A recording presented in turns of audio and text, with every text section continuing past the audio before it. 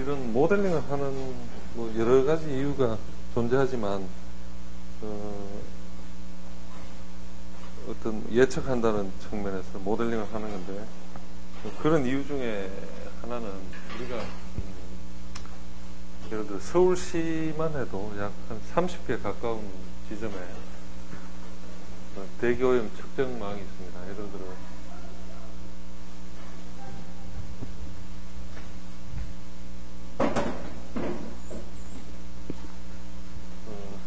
우리 여기 학교에서 가까운 곳에 뭐 성수동 측정망, 뭐 구의동 측정망, 용산의 한남동 뭐 등등 중요한 위치엔 다 있는데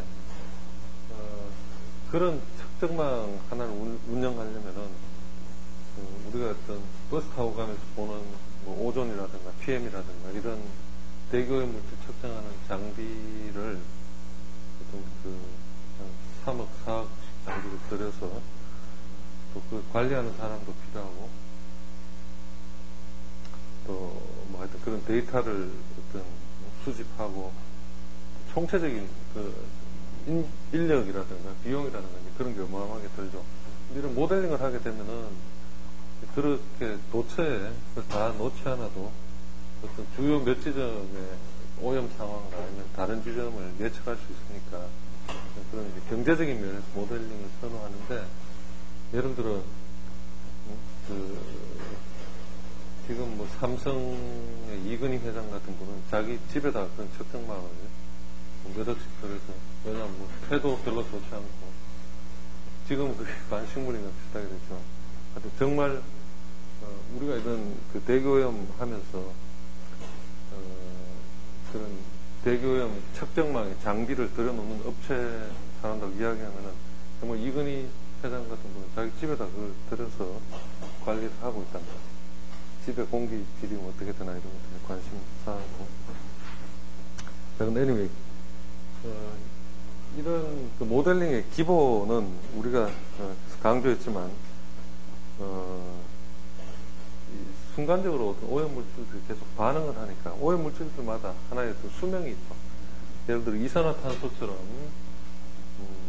수명이 몇 년씩 돼서 어떤 변하지 않는 거의 안정적인 화학물질도 있고 SO2처럼 공기 중에 발생되면은 24시간, 48시간 내에 다 파괴되는 그런 물질도 있습니다. 하여튼 이런 모델링의 기본은 어떤 시간 단위 내에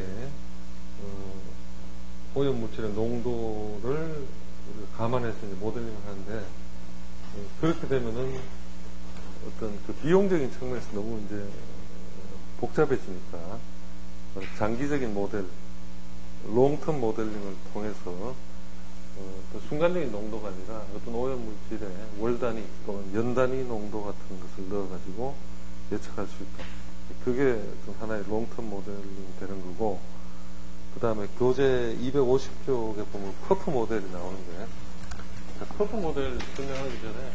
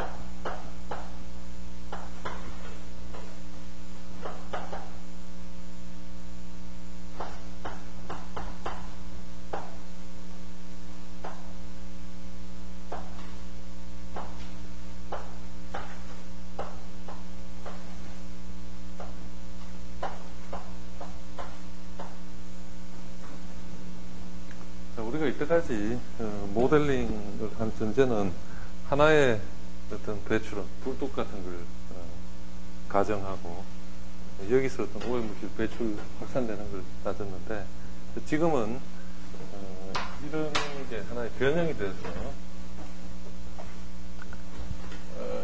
series of continuous emitting sources 이런 배출원이 이런 하나 단일 소스가 아니라 예를 들어 우리가 바닷가 뭐 중국 연안에 가면은 어떤 산업단지 같은 게 이렇게 항구나 또는 베이 연안을 따라서 뭐 여러 가지 공장이 들어서기도 하죠.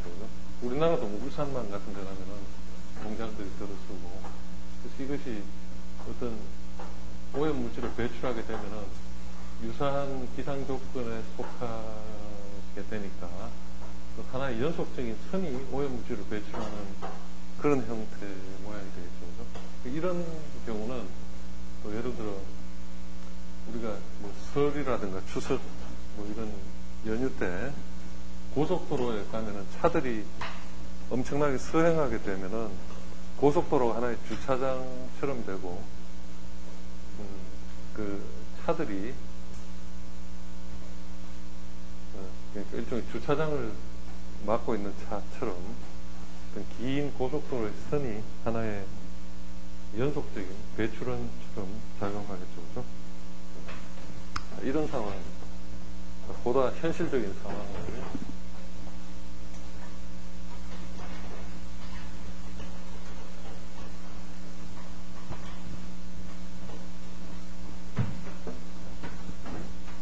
접하게 됩니다.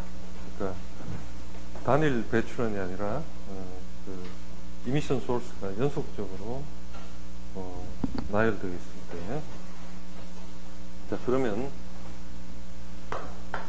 이걸 수식적으로 정리해 보면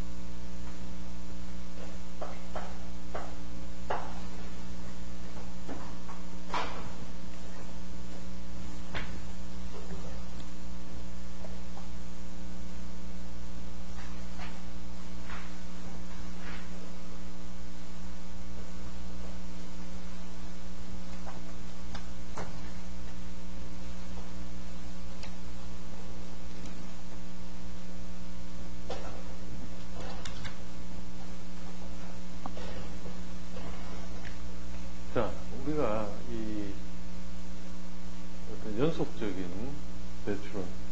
이 배출원은 어떤 굴뚝이 아니라 지표면에 붙어 있는 하나의 어떤 라인 소스, 어떤 연속적으로 배출한다고 했으니까 어떤 하나의 선과 같은 배출원이다라고 가정하면은 이 배출원이 오염물질 발생하는 양상은 그 Y축의 확산은 고려할 필요가 없고 선을 따라서 계속 일렬로 발생하는 거니까 Z축만으로의 어떤 확산이 일어나고 그 어떤 시그마 Y는 우리 고려할 필요가 없는 상태고 이것도 마찬가지로 X축 방향의 U의 풍속에 영향을 받고 있겠죠, 그죠? 근데 엑스포넨셜 Y 텀이 없고 배출원의 고도만 감안해 주면 그런 어떤 선을 따라서 배출되는 상황 시그마 Z와 H 관계만 따져주면 되고, 그래서 이런 농도가 이제 최고가 되는 점은 항상 엑스포넨셜 텀은 1보다 작으니까 H가 0이 되는 상황이 되면은 중심선 따라서 어떤 고도도 0이 될 때 이제 최고 농도로 배출이 되겠죠. 하나의 샘플 케이스로 estimate the total hydrocarbon concentration. 자, 총 탄화수소. 우리가 자동차는 석유, 휘발유를 사용하니까 자동차는 사용하면 할수록 휘발성 유기화물, BOC라고 표현하고 토탈 하이드로카본을 이렇게 표현하는데 자, 이런 이제 오염물질이 자동차를 사용할수록 배출이 이루어지고, 문제 조건은 어떤 자동차의 플릿, 긴 선이 있고 여기서 어떤 뭐 이물 하나에 자동차가 끊어진다. 굉장히 긴 선인데 여기서 어떤 300m 풍하 지점에 총 탄화수소의 농도를 예측하라. 시간은 오후 5시 반. 기상 조건은 오버캐스트, 구름이 조금 긴 날. 대기한 정도를 뭐 D 등급이라고 하면은 우리가 시그마 X, 시그마 Y, 아니 시그마 Y와 시그마 Z 구하는 식을 활용할 수가 있겠죠. 대기한 정도 나와 있으니까. 자, 그리고 이런 문제를 풀기 위해서 전제 조건이 트래픽 덴시티가 시간당 8,000대 차량이 지나가고 있다. 우리가 이렇게 여러분들 운전하는 사람들 보면은 차량 카메라 같은 게 많이 달려있죠. 세 가지 목적. 하나는 과속하는 걸 잡는 거, 또 하나는 운전 상황을 보기 위한 거, 또 하나는 교통량을 측정하기 위한 뭐 그런 용도가 있습니다. 그래서 자, 시간당 8,000대 차가 통과하고 있고 차량의 평균 통과 속도는 시간당 약 32km다. 그리고 차 한 대당 배출하는 탄화수소, 총 탄화수소 양이 초당 20mg의 하이드로카본을 배출하고 있습니다. 자, 이렇게 어떤 조건이 나왔으니까 우리가 이 식을 풀려면 어떤 Q값, 자동차가 한 대당 어떤 양을 뿜어내는가를 이제 파악을 해야 되겠죠, 그죠? 그래서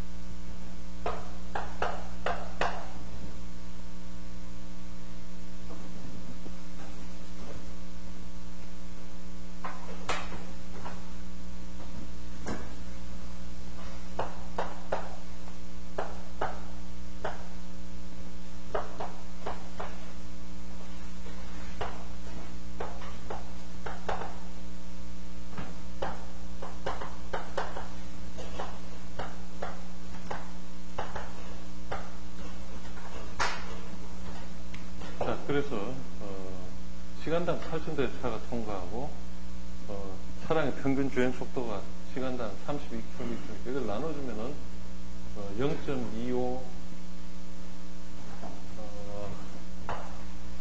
그러니까 1m의 거리당 차량이 약 0.25대가 존재하는 그런 상황이 되겠죠, 그죠? 자, 그래서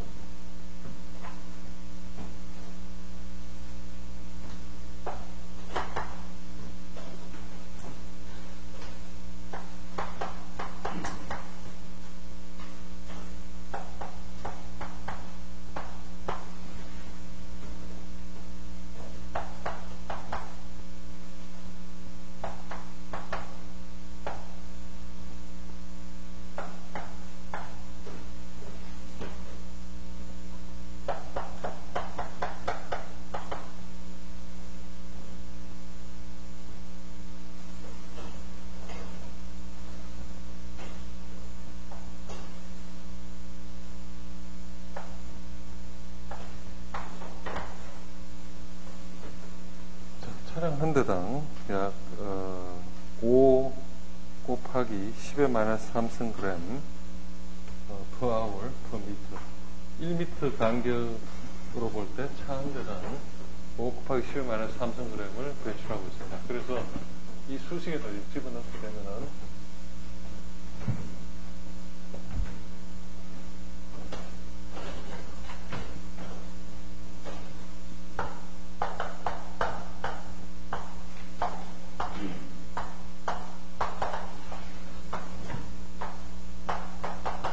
일단 그 시그마 Z 값을 12m가 나온다는 전제하에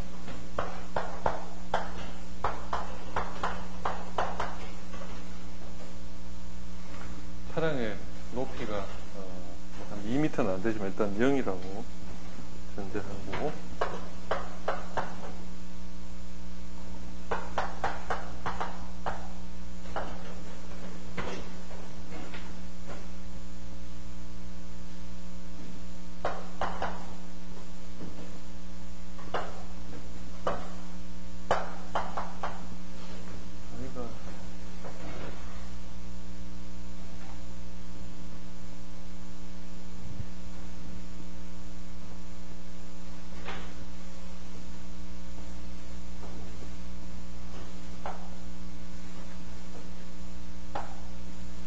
초가 되어 있죠.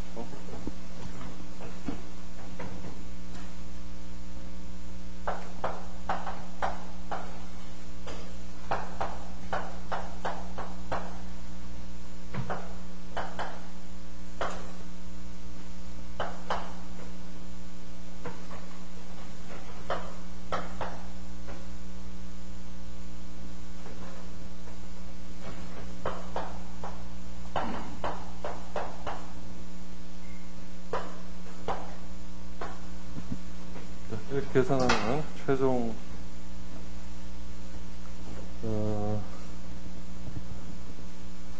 300m 풍화 지점에서 TH가 발생하는 양은 약 84 마이크로그램 per 킬로미터가 되겠습니다.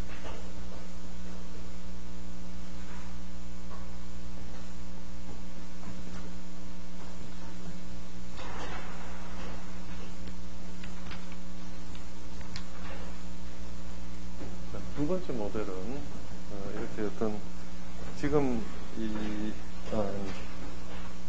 라인 소스 어떤 배출원이 선처럼 연결됐을 때의 경우를 봤고 두 번째 변형 케이스가 세 번째 6-3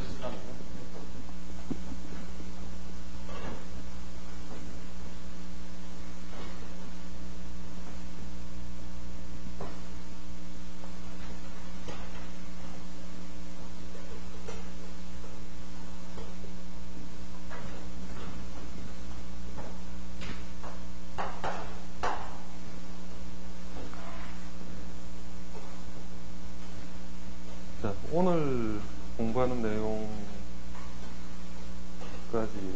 저기 4번 숙제 홈페이지에 저녁에 올려둘 테니까 하여튼 중간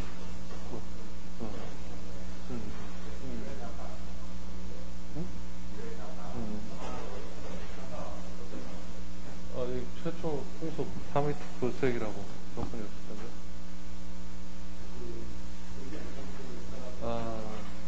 문제는 그걸 안 쓰나 보네. 미안. 그 U는 3이 있어요.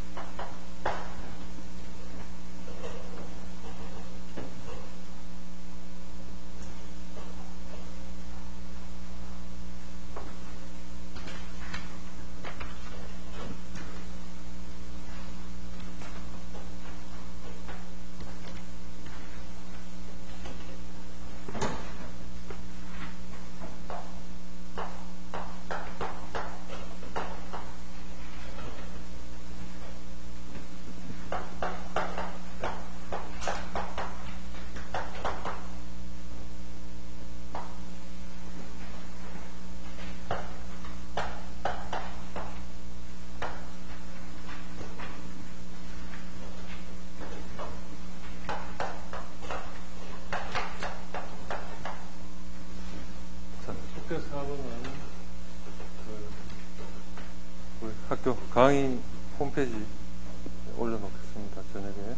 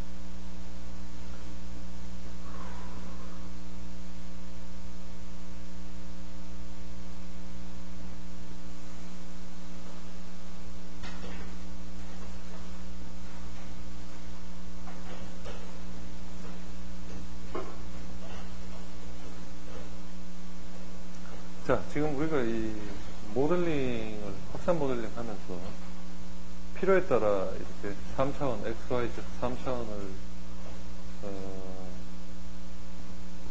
중심으로 식을 만들었다가 일단 X축은 수직으로만 가니까 확산이 Y하고 Z만 되는 경우를 생각했죠. 그죠? 근데 실제 상황에서 보면은 교재 251쪽 그림 보면은 어떤 그 오염 물질이 순간적으로 확산되는 상황, 일종의 이 퍼프 모델이라고 해서 여러분들이 예를 들어 담배 피우는 사람 담배를 한 모금 빨아들여서 불면은 어떤 뭐 도너츠형이라든가 뭐 이렇게 둥근 모양으로 부분해서 그것이 이제 3차원으로 확산되는 형태를 퍼프 모델이라고 하는데, 자, 이렇게 확산 우리가 연속적으로 굴뚝에서 연기가 나올 때는 아이스크림 콘처럼 쭉 펼쳐지지만 굴뚝에서 어떻게 볶음 담배 피듯이 한 번 연기를 쑥 불어내고 또 어느 시간에 또 한번 쑥 불어내고 되면은 일종의 입체적으로 하나의 공처럼 공을 하나 띄우고 배출하지 않다가 또 하나 띄우고 뭐 이런 식으로 되면은 그 공처럼 나온 것은 XYZ 3차원적인 함수의 방향, 그러니까 X가 어떤 단순히 바람을 밀어주는 축이 아니라 XYZ 3차 함수로 다 이렇게 퍼지는 경우를 생각할 수가 있겠죠. 자, 그래서 어느 한 지점에서 어떤 XYZ 공간 000에 오염물질을 한번 순간적으로 뿜어냈다. 그러면 이 오염물질을 X축, XY축으로 단순히 어떤 정규분포식으로 보면은 T1의 어떤 이런 정상적인 그 오염물질 확산되는 게 시간과 거리가 지나가면 지나갈수록 그 오염물질의 양은 작아질 테고 또 점점 더 분산되는 그런 형태가 되겠습니다. T1에서는 이 T1까지 T1에 해당하는 지점까지 거리 X1을 알고 우리가 어떤 풍속을 알면은 오염물질 이 퍼프는 바람에 의해서 또 밀려가니까 그 X1 나누기 U를 하면은 바로 그 시간 T1이 나오겠고 X2 거리에서 시간은 그 또다시 풍속 U로 나눠주면은 시간이 나오겠죠. 그래서 이렇게 X까지도 확산되는 경우의 수를 감안한 통계적인 모델은 시그마 X가 살아있다면 우리가 어떤 높이에 해당하는 Z축은 우리가 리플렉션 되는 거 감안해서 플러스 마이너스 Z 제로가 되겠고 나머지 부분은 엑스포넨셜 Y 텀에다가 엑스포넨셜 X 텀까지 살아있는 세 개 모두 모든 축이 다 움직이는 경우를 생각할 수가 있겠죠. 그죠? 자, 이때 the location of the center of the puff, 자, 어떤 공처럼 오염물질이 뿜어져 나갔을 때 그 중심선, 그 센터는 센터에 corresponding to the peak concentration, 그 가장 중심부에 최고 농도가 있겠죠. 그 중심부에서 거리가 멀어지면 멀어질수록 XYZ 방향으로 오염물질 농도는 확산 분산되면서 떨어지겠죠. 그죠? 그래서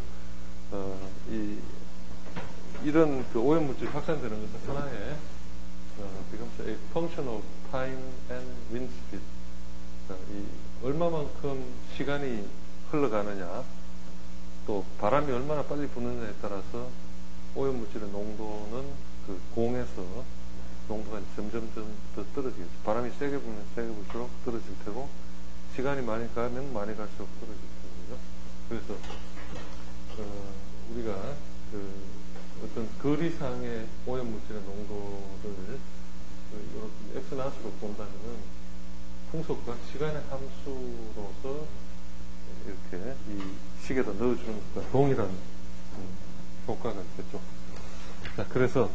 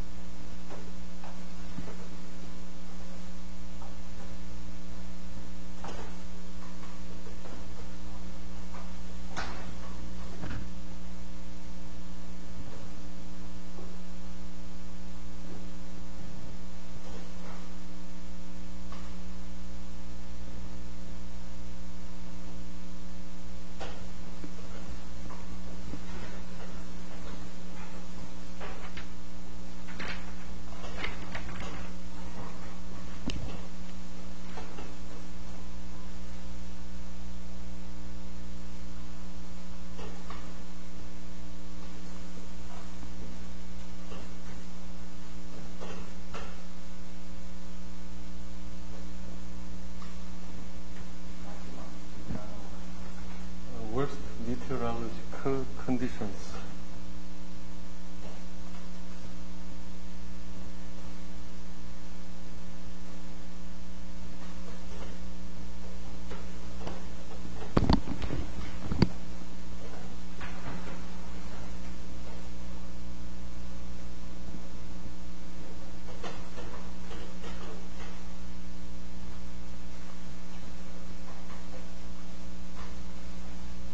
자, 이런 모델도 우리가 3차원적으로 보면 너무 복잡하니까 어떤 단순히 우리가 아까 라인 현상을 타고 가는 것처럼 오염물질이 확산되는 그 X축 방향으로 어떤 문제를 단순하게 해서 보면은 이 식에 exponential Yterm, Zterm이 다 1인 걸 가정하게 되고 X축만 살려두고 X축은 우리가 어떤 시간에 대한 함수로 표기할 때 X0은 UT로 표현한다고 했으니까 X0은 UT로 대체하면은 퍼프 모델, X축으로 확산되는 퍼프 모델을 단순한 수식으로 표현할 수가 있겠죠, 그죠? 이런 모델의 어떤 하나의 예로 자, A bottle of SO2 우리가 지금 무슨 테러 같은 거 할 때 보면 황산 같은 거 가져가서 사고 치는 사람도 많은데 이건 황산은 아닙니다. 그냥 SO2를 어떤 병이나 용기에다가 그러니까 가스 상태죠. 담아뒀는데 고농도 엄청난 양을 담아뒀는데 그것이 어떤 용기가 뭐 터졌다. 그러면 순간적으로 일종의 그 퍼프 같은 게 형성이 되어 있습니다. 퍼프 형성돼서 그라운드 레벨에 퍼져나가는 상황.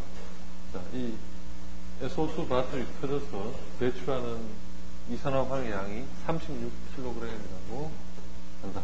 그죠?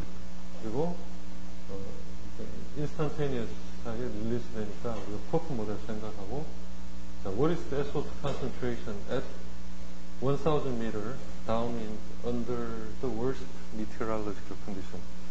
자, 오염물질이 확산되는 데 있어서 worst meteorological condition이라 그러면 우리가 A, B, C, D, E, F 중에서 어떤 상황이 worst하는 겁니까? worst하는 게 응? 자, 오염물질의 입장으로서는 공기 중에 정체되는 게 worst하는 겁니까? 아니면 빨리 사라지는 게 worst하는 겁니까? 그러니까 정체되는 거는 이상 조건이 F 상태죠. 자, 그러니까 F 상태에서 시그마 Y와 시그마 Z를 구해주고, 근데 이런 문제는 이제 한 가지 편리한 게,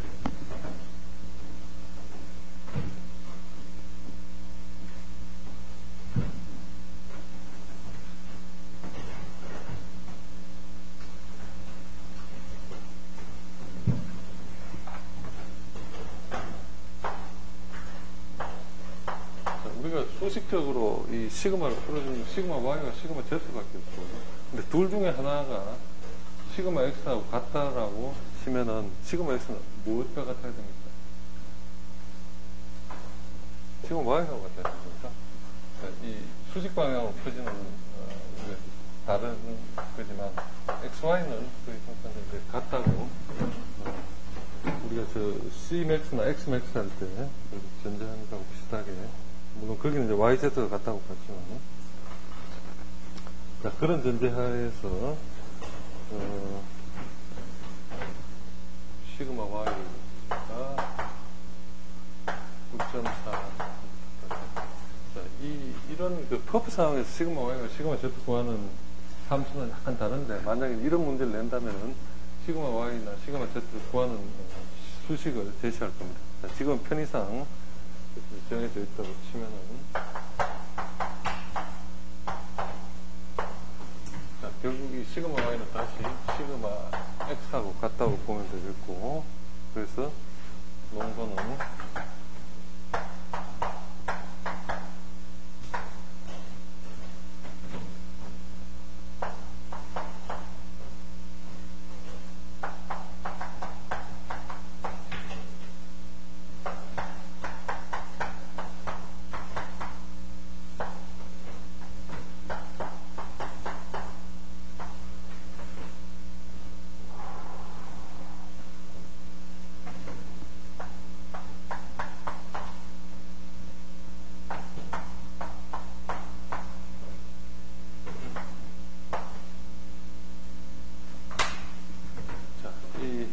바튼 하나 터뜨려서 1000m 풍화 지역에서 약 15g 정도의 속도가 발생하는 걸로 예측이 됩니다.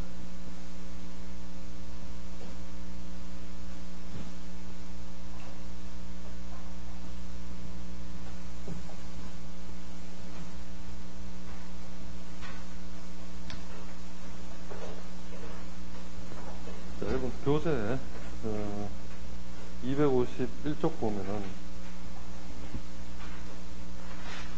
이런 퍼프 모델을 좀 많이 이제 복잡하게 표현했는데 6-29식의 X와 Y 방향으로만 제시하고 거기다가 G 텀을 중간에 넣었죠. G, 엑스포넨셜 앞에 G가 들어가죠. 이 G 텀을 6-30에 G만 별도로 해서 이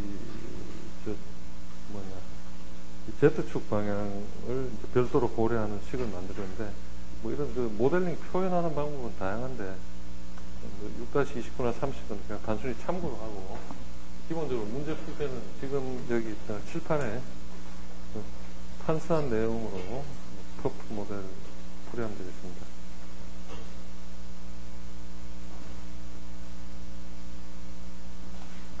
자, 그 다음에 252쪽에 가서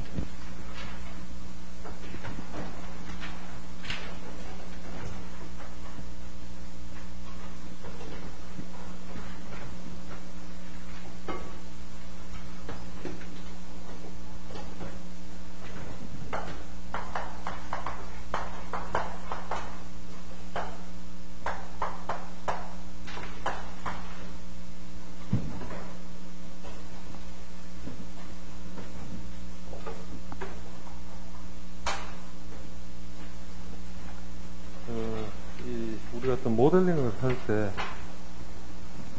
하나의 상징적으로 어떤 그 매스 밸런스, 질량 균형을 감안한 모델이 있는데, 이제 그 대표적인 게 바로 이 상자 모델이라는 겁니다.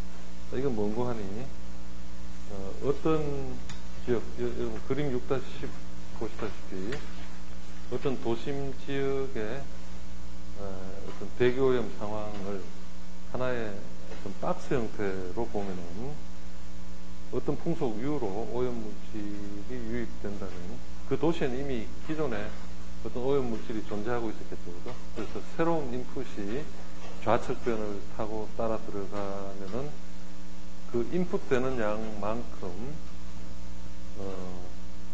그러니까 인풋되는 양과 또 우변으로 그 빠져나가는 공기의 오염물질의 양을 알면은 이 박스 안에 오염물질이 얼마나 정체하게 되고 또 이 박스 안에 오염물질의 농도 같은 걸 예측할 수가 있겠죠. 그죠? 지금 우리가 어떤 그 확산 모델로 봤던 거하고는 전혀 다른 개념이고, 이것은 그냥 단순히 물질 균형식에 의해서 보는 거라고 하면 되겠습니다. 이런 모델은 오염물질 관리할 때 총량적인 개념에서 접근하는 거고, 지금 우리가 본 저런 모델은 이제 화학적인 내용을 물리적인 팩터에 담아서 보는 거고, 지금 이런 상자 모델 같은 경우는 정말 어떤 물질 수지 균형, 그죠? 그래서 설명 보시면 상자 내 오염물질의 축적량은 오염물질 유입량 빼기 오염물질 유출량 더하기 오염물질 배출량 등등해서 이런 그 변수들을 다 감안해 줘야 되고, 그런 변수를 풀어주는 식들이 나오겠죠. 자, 이 부분은 이제 단순히 참조하는 걸로 보면 되겠고, 254쪽에 6-3-4 해서 화학 수송 모델을 해서 어떤 그 유한 차분법 finite difference method라고 해서 어떤 화학적으로 물질이 수송되는 어떤 변화 과정과 물질 균형 같은 것을 박스 모델에다가, 그러니까 박스 모델은 조금 전에 본 것처럼 어떤 반응보다는 물질이 들어가고 나오고 이것만 봤는데 어떤 반응이 일어나는 부분까지 동시에 감안하는 그런 조금 더 고차원적인 모델이라고 할 수 있고, 6-3-5의 경험적 모델 해서 이게 우리말을 번역하다 보니까 표현이 조금 이상한데 경험이라는 뭐겠습니까? 어떤 empirical modeling 해서 수치적으로 데이터를 넣어가지고 어떤 하나의 모델 피스를 만드는 그런 경우를 이야기하는데 이제 가장 대표적인 게 255쪽 보시면은 통계적 모델의 예시로 미국 북동부 지역에서 중회귀 분석, 통계적인 그 회귀 분석 모델, 중은 여러 가지 멀티플 리니어 리그레션 모델이라는 걸 사용해서 하루 중에 최고 오존 농도를 예측하는 모델을 다음과 같이 주셨다. 그러니까 오존과 같은 오염 물질의 농도를 예측하기 위해서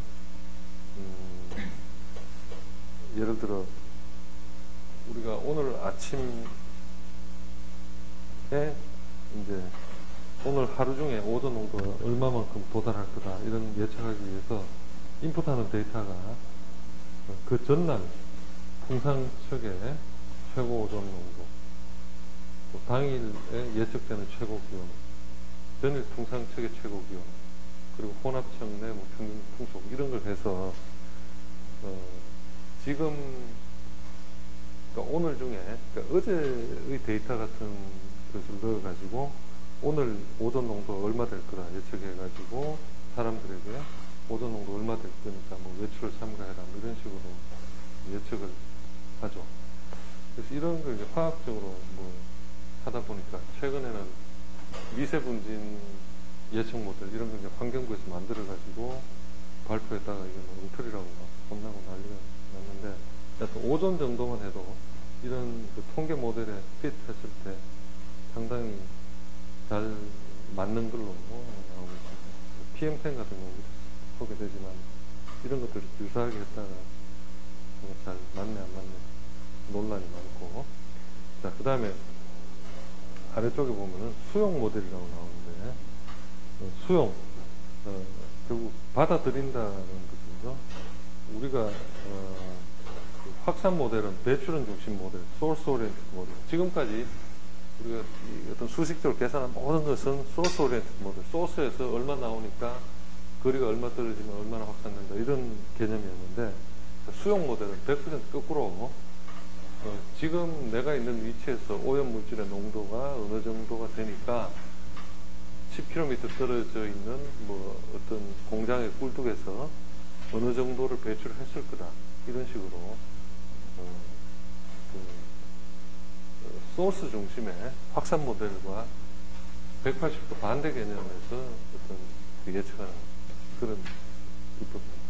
지금 뭐 모델은 무한히 많고 이런 것들이 이제